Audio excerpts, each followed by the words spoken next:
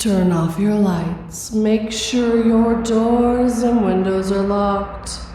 Things are about to get spooky.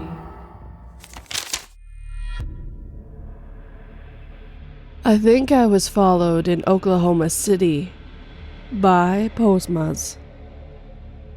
Hey everyone, I need to share something that happened to me a couple months ago because it still haunts me.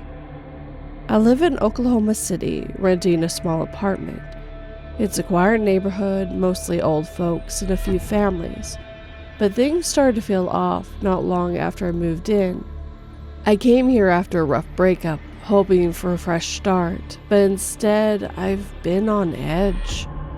It started with little things. I catch someone staring at me from across the street while I grab a coffee at the corner store.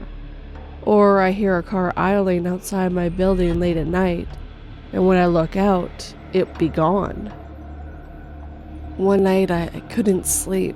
I've been having trouble for days, my mind racing with the faint whispers, like I was hearing voices, but I knew it was just exhaustion and paranoia getting to me.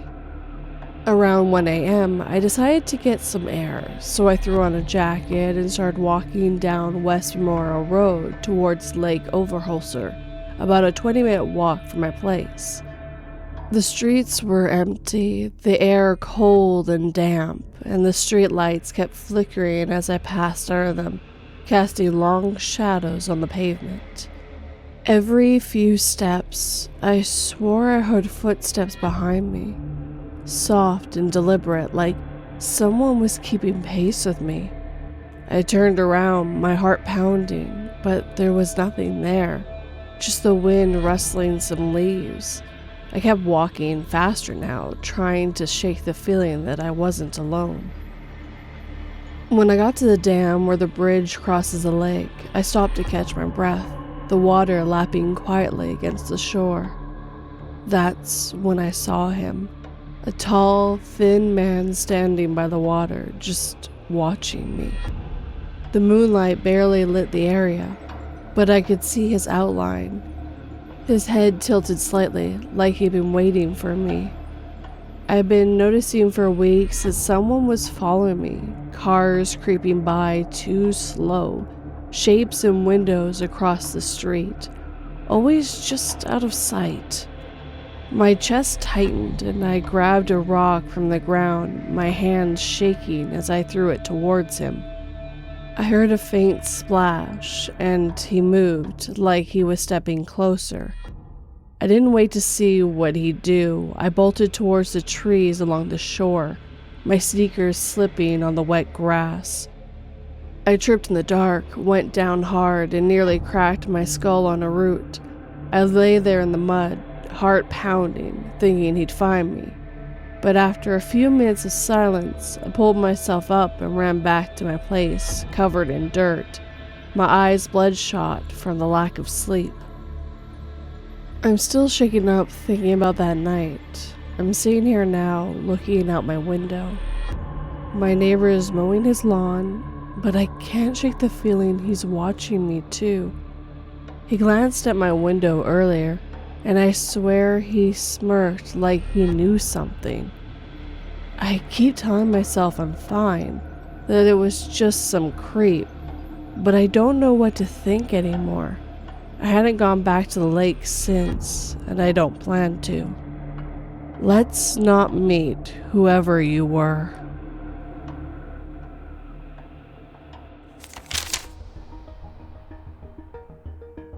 Almost all clowns know a bit of magic, sleight of hand, etc. So, if you think about it, they can just pick the lock on your front door if they want to get to you.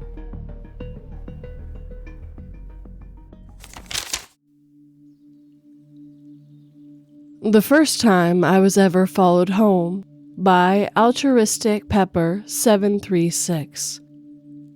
I was either in 7th or 8th grade when this story took place. It was a hot, humid summer day in the Midwest, and I lived in one of those true crime story towns. You know the type. Nothing bad happens here. Everyone knows everyone. The sun had just started to set when my softball game ended. Everyone was packing up to head home, and my little sister had already been driven home by our father. My coach had offered me a ride, but being an idiot and embarrassed to accept help, I turned him down. Again, the stupidest decision I could have made. In my head, my home was only across town, which wasn't that far.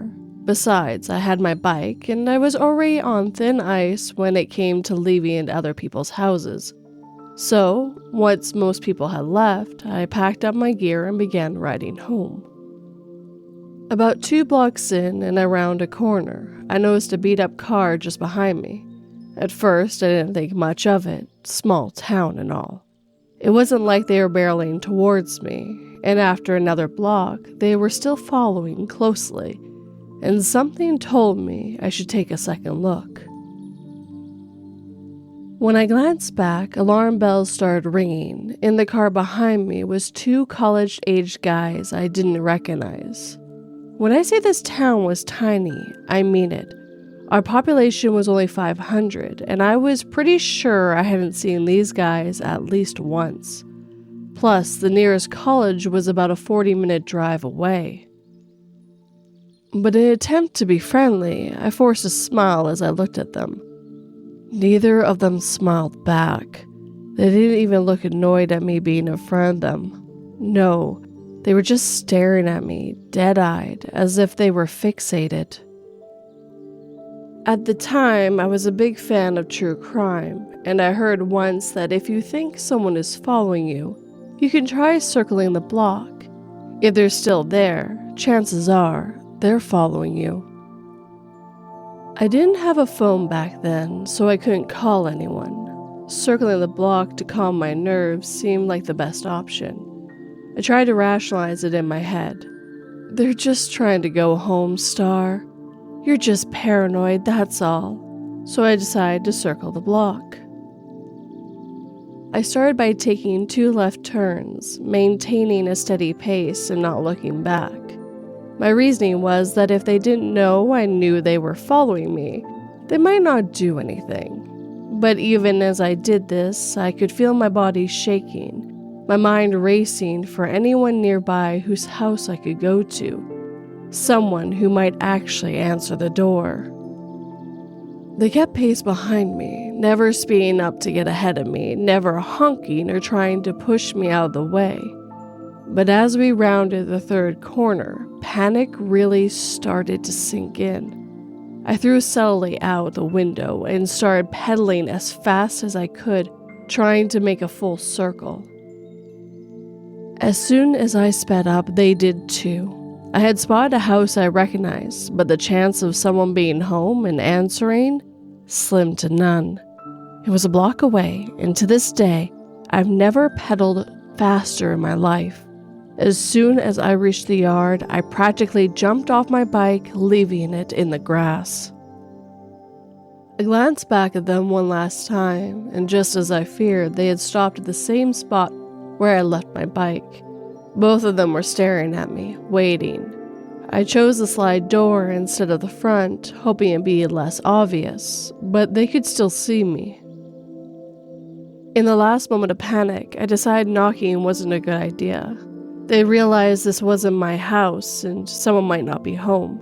So instead, I flung open the screen door, tried to squeeze myself a little behind the main door to make it look like I was entering. I yelled, "I'm home," hoping they'd hear me. I don't know how, but maybe by some miracle, as soon as they heard that, they sped off down the street and I never saw them again. Once I had saw they left, I quickly ran around the back of the house, hiding behind the yard for what felt like an eternity, though it was probably only about 15 minutes, before leaving my bike there and walking home, ducking behind trees and houses every time I heard a car.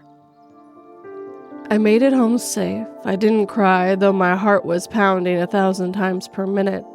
I told my father when I got home. He believed this experience was me making up excuses as to why I didn't bring home my bike. So, I never reported it. I can only hope that this was a misunderstanding and that they never tried this again.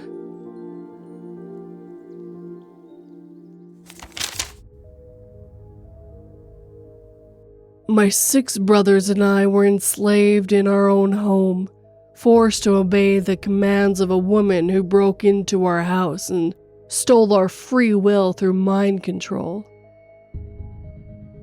I knew we should have thrown out that intruder who could mind control animals just by singing, but my brothers were so blinded by her sob story about a jealous stepmother wanting her dead because of her beauty.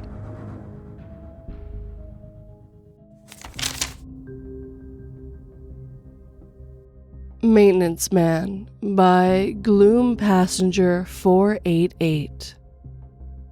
I, female, moved to a new apartment a few months ago and live alone. I have been continuously creeped out by the maintenance guy. I can't tell if he's just being nice and nosy or possibly has bad intentions. On my move-in day, he already knew me by name and was waiting by his truck to greet me. I'm 27 and he is probably in his 40s or 50s, and I think has mentioned that he has a daughter. In the first few weeks when I would work out in the gym, he would constantly walk by and I would catch him looking at me. The first time I had a maintenance request, he started texting me from his personal phone about the request, kept asking if I would be home, I was at work, and came and left the unit multiple times according to the text. After he left, he texted me about how he noticed a magnet on my fridge from North Carolina and wanted to know why I had it, and started chatting about his personal life and how he used to live there. This was in the evening over text after the maintenance request was completed. I tried to be short and sweet with my replies because I didn't want to have a personal conversation with this man, but I didn't want to be rude. Also, seeing as I had 15 or so magnets from different places on my fridge, I thought it was weird that he was standing around reading all of them. He then started texting me every time I got a package to inform me it was delivered. The next time I had a maintenance request, he brought a package in for me. The package room is all the way across the complex, which may have been a nice gesture, but still felt a little strange to me. I sent him an email asking him to please communicate with me over email instead of text for organization reasons, because my texts delete frequently. This is not a lie, but the truth is I was feeling uncomfortable with the texting. He agreed to this.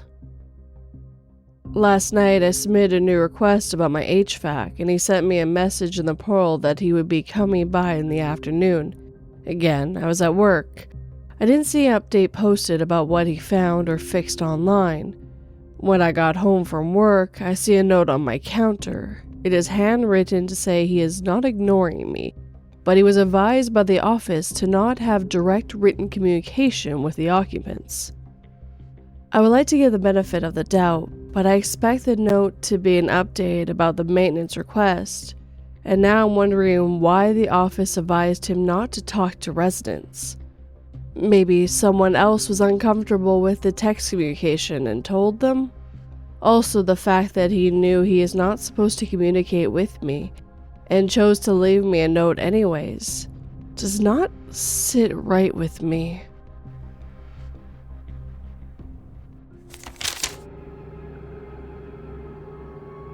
I told the genie I wished to be someone rich, blonde, and historically important. Now I'm trying to cancel my wish because these guardsmen are taking me to the guillotine while an angry crowd screams at me in French, I think.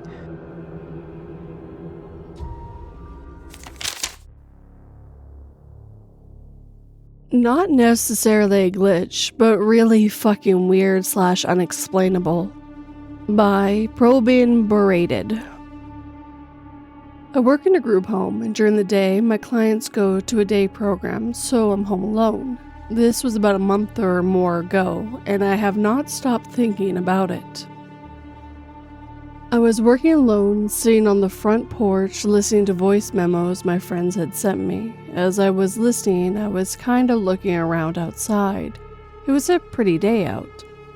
As I'm looking around, my eyes fall on the neighbor's house about 3 or 4 houses down.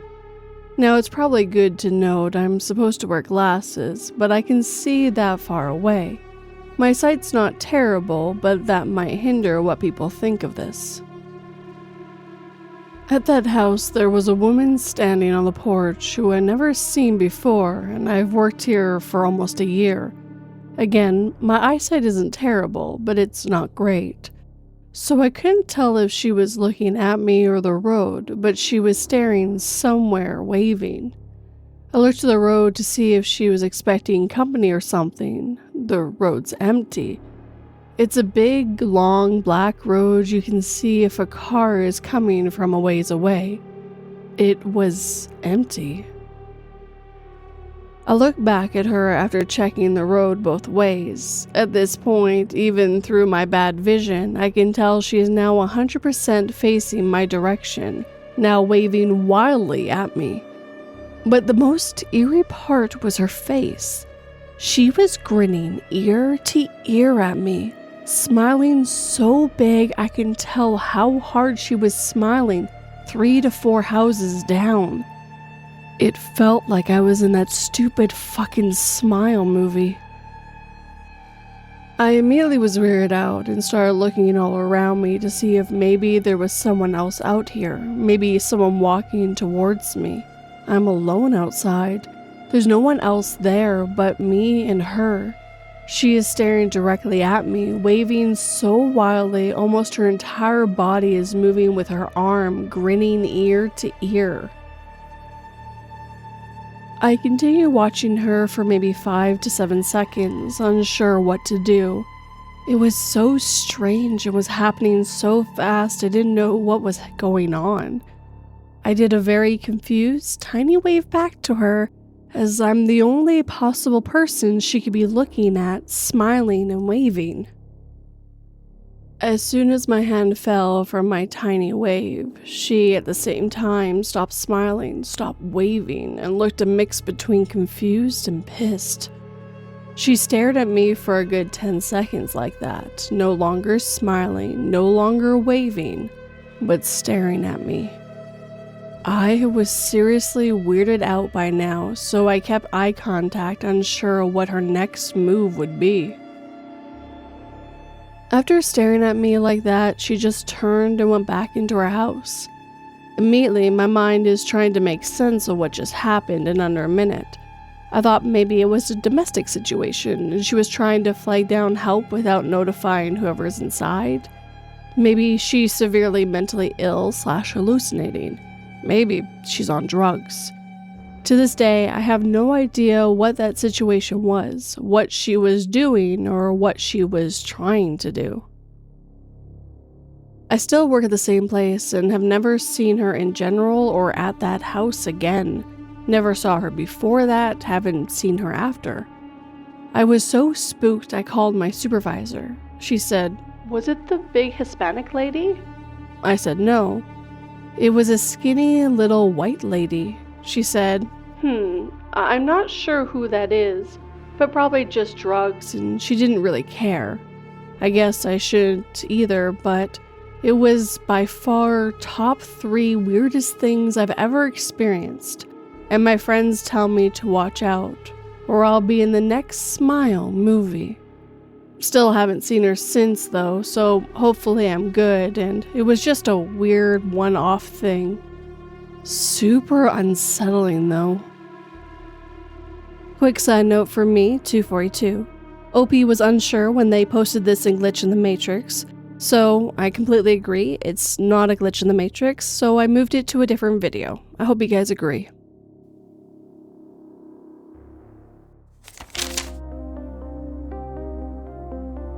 Returning from a military deployment, I was shocked to catch my wife sleeping with my doppelganger that I shot him dead.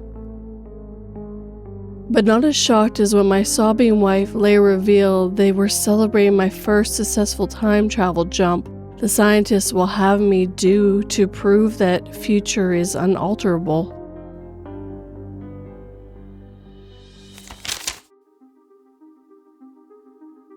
How I Almost Got Kidnapped by R1L4 Kuma. Let me start off by saying this happened around a few years ago at a party/get-together. All my cousins were there, and so were my aunts and uncles and my parents. We were just chilling when we decided to sit outside. I sat outside next to my cousin and was just talking and laughing and just being goofy. Now, for some context, it was midday, and right where I was sitting with my cousin, there was a tree, and behind that tree is the road. While I was sitting, I wanted to get some water, so I went to the table, which was somewhat near, and grabbed a bottle of water. While I grabbed the water, in the corner of my eye, I saw someone behind the tree. So I turned around to get a better look, and there was a person crouched behind the tree. Now I got a very iffy feeling from it when the old guy called me over and asked my age. From where I was from, it was really common for people to ask others about their age, name, things like that. So I just told him how old I was, and he started grinning and motioned me to come with him. I didn't know who he was, but I knew for certain he wasn't anyone from the party/get-together. I had never seen him before, and neither had anyone else. I was obviously alarmed and wasn't stupid to follow him, so from a distance I asked him what he wanted. He said that he was going to take me to his big motorcycle. P.S. That so-called big motorcycle was a lie. He had an old beat-up bicycle that was old and rusty. I didn't know what to do, so I kind of just ran around hoping that would do something. I noticed the guy was drunk and he kept following me. He continued for about 10-ish minutes. After a while, he got tired as he was drunk, and I was, well, basically tiring him out, and he decided to just go home on his bicycle. I haven't seen him since, and this happened near my town. I have no clue if he was even from our town or where he came from, but it freaked me out at the time. Now, the part that freaks me out the most personally is that no one knew him. The only people invited or even knew about this party were my relatives and friends, and it was a mainly indoors party.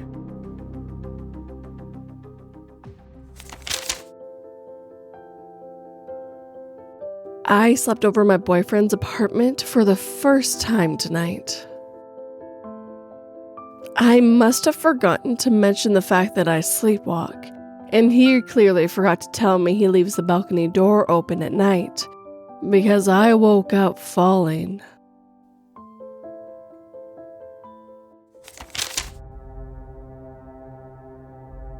The Time My Brother and I Saw a Creepy Man on Our Lawn by OK Effective 357. This is something that happened to me when I was around 7 years old, and it's been on my mind a lot lately. I want to share it because it's one of those memories that never fully leaves you, even if it's a little blurry now. So my younger brother, who was 6 at the time, and I were hanging out in my bedroom. We were on my bed, eating candy and watching YouTube on my iPad. Pretty much what we did every chance we got then. Our house was 2 stories and our room was a window facing the front yard. At some point, I think I was the one who glanced outside, and that's when I saw him. There was an old man standing on the lawn smoking a cigarette.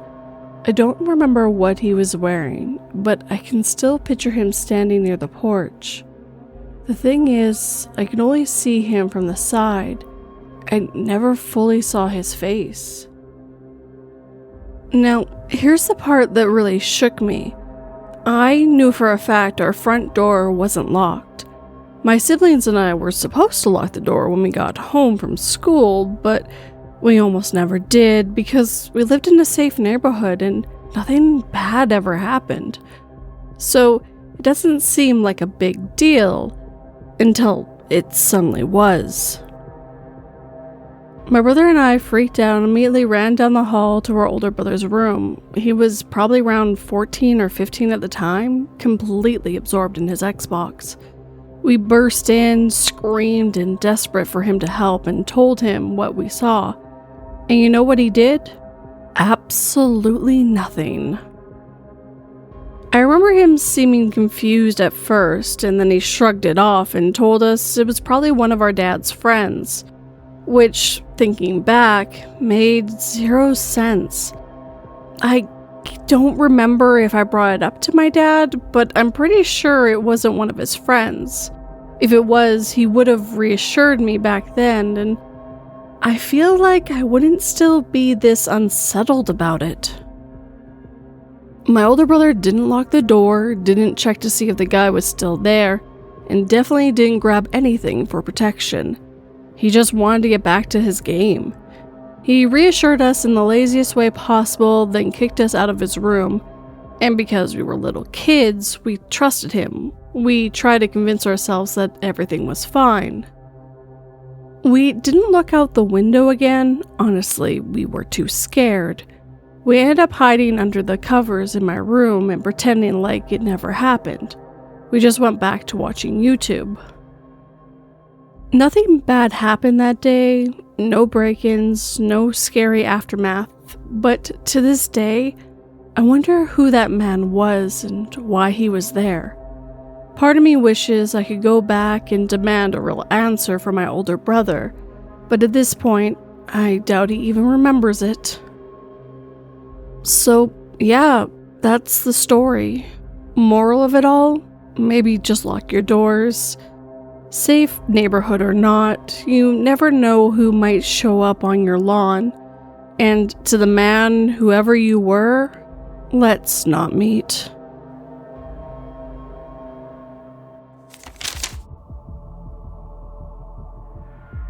If genies were real, I'd totally trade lives with one. The girl sighed, picking up an antique bottle at my thrift store. Trying my best to mask my elation after 1,000 years of bondage, I casually remarked, "If you really believe that, you should say it as a wish."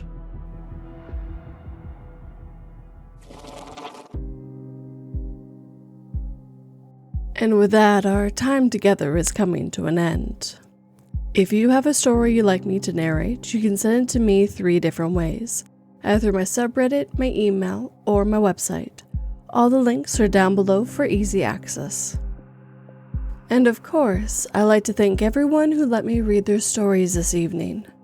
We had lots of different tales of creepy people you wouldn't want to meet in person, and of course what they did to get out of the situations or fix the situations.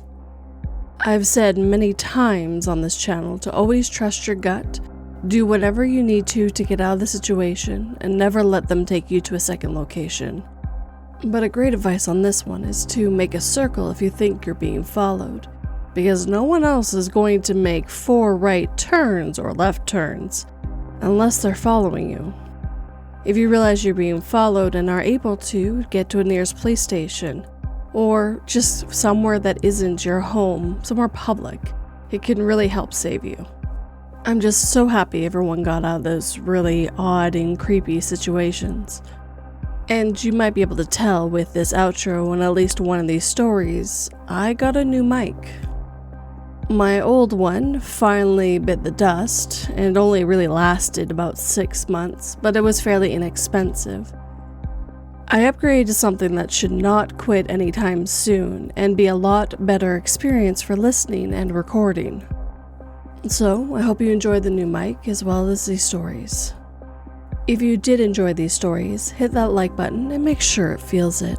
If you're new, please subscribe and turn that pretty little bell to all notifications. And of course, leave me a comment. Tell me which story was your favorite, what kind of stories you'd like in the future. I just absolutely love reading your comments. If you're listening on the podcast and are able to, please leave a review, and also Spotify lets you leave comments as well. If you'd like to help this channel and podcast grow, please share it with anyone who might enjoy it. It helps quite a bit. And if you'd like to help in a more financial way, like these lovely people on screen right now, I do have Patreon and memberships, where for $1 a month you get early access and a few other bonuses. And if you'd like to do more of a one-time thing, I do have PayPal, Buy Me Coffee, and Super Things. But as always, guys, thank you for watching and listening. It always has and always will mean the world to me. Sleep tight and don't let 42 bite.